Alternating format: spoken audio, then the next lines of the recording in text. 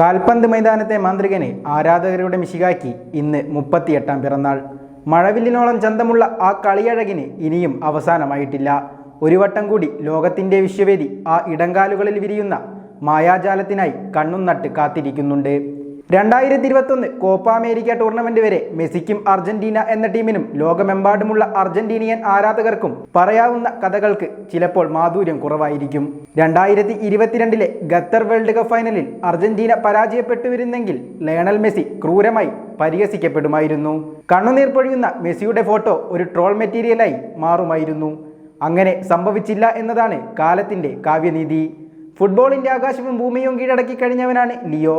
അയാൾക്കിനി ഈ മൈതാനങ്ങളിൽ ചെയ്തു തീർക്കാനൊന്നും ബാക്കിയില്ല. ഇങ്ങനെയൊക്കെ പറയുമ്പോഴും അയാളെ ഒരിക്കൽ കൂടി ഒരു വർഷത്തിനപ്പുറം അമേരിക്കൻ മണ്ണിലരങ്ങേറുന്ന വിശ്വവേദിയിൽ കാണാൻ ലോകം ആഗ്രഹിക്കുന്നുണ്ട്.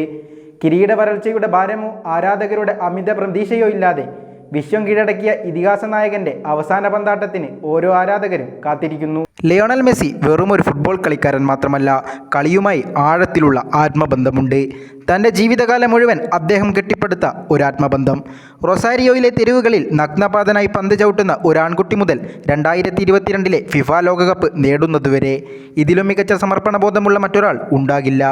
ഫുട്ബോൾ ഒരു ജോലി മാത്രമല്ല, ജീവിതകാലം മുഴുവൻ നയിക്കുന്ന ഒരു അഭിനിവേശമാണ് ലിയണൽ മെസ്സിക്ക് ഫുട്ബോൾ എന്നത്.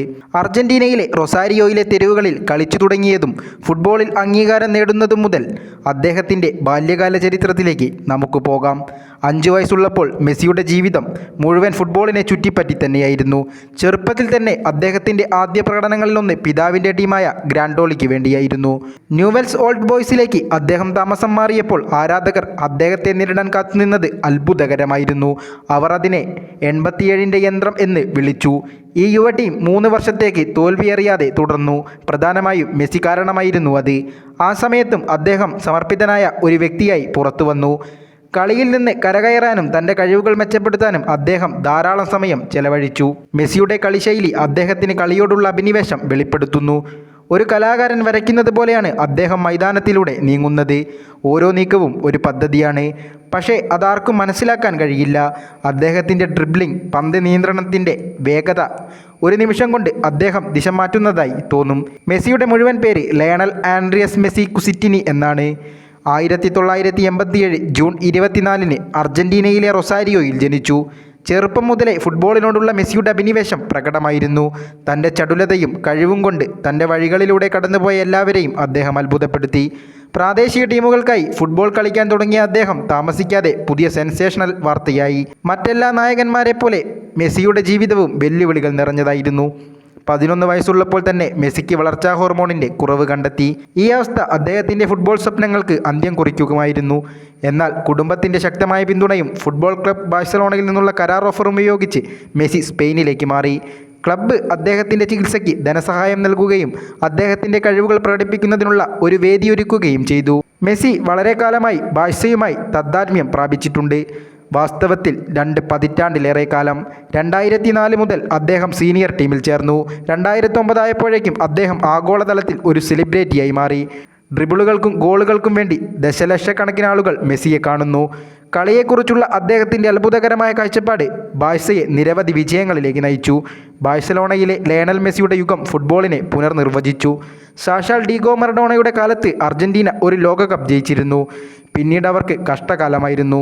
ഒരു മേജർ ട്രോഫി ഇല്ലാതെ അർജന്റീന പതിറ്റാണ്ടുകൾ തള്ളി നീക്കി. അതിൻ്റെ എല്ലാ പഴിയും ഏറ്റുവാങ്ങിയത് മെസ്സിയായിരുന്നു. ബോക്സിങ്ങിലെ പഞ്ചിങ് ബാഗ് പോലെയായിരുന്നു മെസ്സി. സ്വന്തം രാജ്യത്തിന് വേണ്ടി ആത്മാർത്ഥമായി കളിച്ചിട്ടും മെസ്സിക്ക് കിട്ടിയത് പ്രഹരങ്ങൾ മാത്രം. 2021 ബ്രസീലിൻ്റെ മണ്ണിൽ വെച്ച് മെസ്സി അതിനുള്ള ആദ്യത്തെ മറുപടി നൽകി. അർജന്റീന കോപ്പ അമേരിക്ക വിജയിച്ചു. അപ്പോഴും വിമർശകർ അടങ്ങിയില്ല. ലോകകപ്പ് ഉയർത്തി കാണിക്കൂ എന്നായിരുന്നു അവരുടെ വെല്ലുവിളി. അതിനുശേഷം നടന്ന ഖത്തർ ലോകകപ്പിൽ മെസ്സി അർജന്റീനയെ ഒറ്റയ്ക്ക് തന്നെ ചുമലിലേറ്റി. ഫൈനലിലെ മെസ്സിയുടെ മുഖം ആർക്കെങ്കിലും മറക്കാൻ കഴിയുമോ? ഒന്നിനു പുറകെ ഒന്നെന്ന കണക്കിൽ കിലിയൻ എംബാപ്പെ അർജന്റീനയുടെ പോസ്റ്റുകളിൽ ഗോളുകൾ അടിച്ചു കയറ്റുകയായിരുന്നു. അപ്പോഴും പതറാത്ത ശരീരഭാഷയുമായി നിന്ന മെസ്സി തന്നെയായിരുന്നു അർജന്റീനയുടെ കരുത്ത്. പെനാൽറ്റി ഷൂട്ടൗട്ടിലെ ആദ്യ കിക്ക് ലക്ഷ്യത്തിലെത്തിച്ച ശേഷം മെസ്സി നാവ് കടിച്ചുകൊണ്ട് ഒരാഘോഷം നടത്തിയിരുന്നു.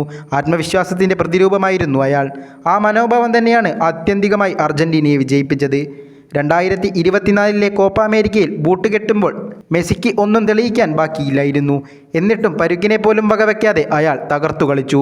ഗ്രൂപ്പ് സ്റ്റേജിലെ അവസാന മത്സരത്തിൽ മെസ്സി പങ്കെടുത്തില്ല എന്ന കാര്യവും ഓർമ്മിക്കണം. അയാൾക്ക് ഭീഷണിയായി സദാസമയവും ലെഗ് ഇഞ്ചുറി ഉണ്ടായിരുന്നു.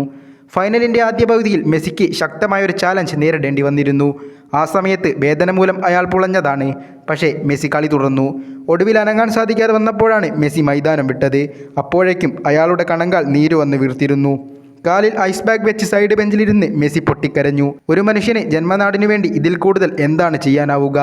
വിജയ ഗോൾ നേടിയതിനു ശേഷം മാർട്ടിനസ് ആദ്യം പോയത് മെസ്സിയുടെ അടുത്തേക്കായിരുന്നു.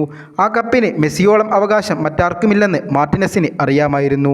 7 ബാലൻ ഡിയോർ അവാർഡുകൾ അയാളുടെ കളിയഴകിൻ്റെ മാറ്റ് കൂട്ടുന്നു. മെസ്സി 13 വയസ്സുള്ളപ്പോൾ അദ്ദേഹവും കുടുംബവും റൊസാരിയോയിൽ നിന്ന് ബാഴ്സലോണയിലേക്ക് താമസം മാറി. അവിടെ അദ്ദേഹത്തിൻ്റെ വളർച്ചാ ഹോർമോണിൻ്റെ കുറവ് പരിഹരിക്കുന്നതിന് ക്ലബ്ബ് അദ്ദേഹത്തെ സഹായിച്ചു. FC ബാഴ്സലോണയുടെ അണ്ടർ 40 ടീമിനായി അദ്ദേഹം കളിക്കാൻ തുടങ്ങി. അസാധാരണമായ കഴിവുകൾ കൊണ്ട് എല്ലാവരെയും ആകർഷിച്ചുകൊണ്ട് ആ കൊച്ചു പയ്യൻ ലോകം കീഴടക്കി. ബാഴ്സലോണയ്ക്കൊപ്പം 17 വർഷത്തെ കരിയറിൽ 10 ലാ ലീഗ കിരീടങ്ങൾ, 4 ചാമ്പ്യൻസ് ലീഗ് കിരീടങ്ങൾ, 7 കോപ്പ ഡെൽ റേ ട്രോഫികൾ എന്നിവ ഉൾപ്പെടെ നിരവധി കിരീടങ്ങൾ നേടാൻ അദ്ദേഹം അവരെ സഹായിച്ചു. ലാ ലീഗയിലെ എക്കാലത്തെയും മികച്ച സ്കോറർ കൂടിയാണ് അദ്ദേഹം. അവിശ്വസനീയമായ 474 ഗോളുകൾ അദ്ദേഹം നേടിയിട്ടുണ്ട്. ഒരു അർജന്റീനിയൻ താരമെന്ന നിലയിൽ മെസ്സി തൻ്റെ ജീവിതത്തിൻ്റെ ഭൂരിഭാഗവും ഫുട്ബോൾ ഐക്കൺ ഡിഗോ മറഡോണയുമായി താരതമ്യപ്പെട്ടിട്ടുണ്ട്. എക്കാലത്തെയും മികച്ച ഫുട്ബോളർ എന്ന് പലപ്പോഴും വാദിക്കപ്പെടുന്ന മറ്റൊരാളാണ് മറഡോണ. പലപ്പോഴും മറഡോണ വേഴ്സസ് മെസ്സി എന്ന നിലയിൽ തർക്കം അവസാനിക്കും. മറഡോണ തൻ്റെ രാജ്യത്തെ പുരുഷ ലോകകപ്പ് പ്രതാപത്തിലേക്ക് നയിച്ചെങ്കിലും മെസ്സി ഒരിക്കലും അങ്ങനെ ചെയ്തിട്ടില്ലായിരുന്നു. 2014 അദ്ദേഹം ഏറ്റവും അടുത്തെത്തിയത്.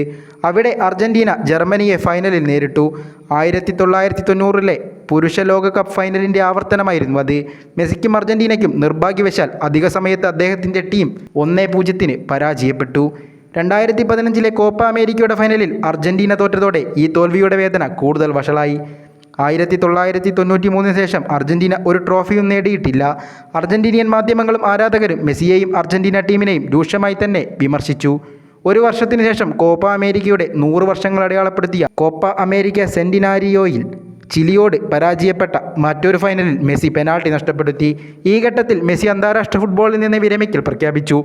ഇത് അദ്ദേഹത്തിൻ്റെ മാതൃരാജ്യത്ത് വേദനയുണ്ടാക്കി.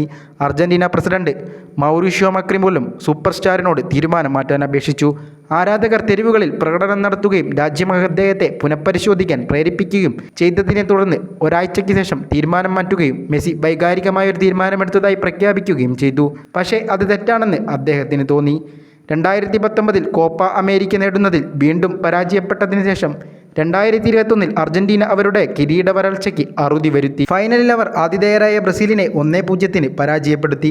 1993 ശേഷമുള്ള അർജന്റീനയ്ക്ക് ആദ്യ ട്രോഫിയും മെസ്സിക്ക് ആദ്യ അന്താരാഷ്ട്ര ട്രോഫിയും നേടിക്കൊടുത്തു. ടൂർണമെൻറ്റിൽ അർജന്റീന നേടിയ 12 ഗോളുകളിൽ 4 അദ്ദേഹം നേടുകയും 5 ഗോളുകൾ അസിസ്റ്റ് ചെയ്യുകയും ചെയ്തു. 2022 കാത്തിരുന്ന ആ വിശ്വകിരീടവും അയാൾ സ്വന്തമാക്കി. KFL ന്യൂസ് ഡെസ്കിൽ നിന്നും അജയ് ദാസ്.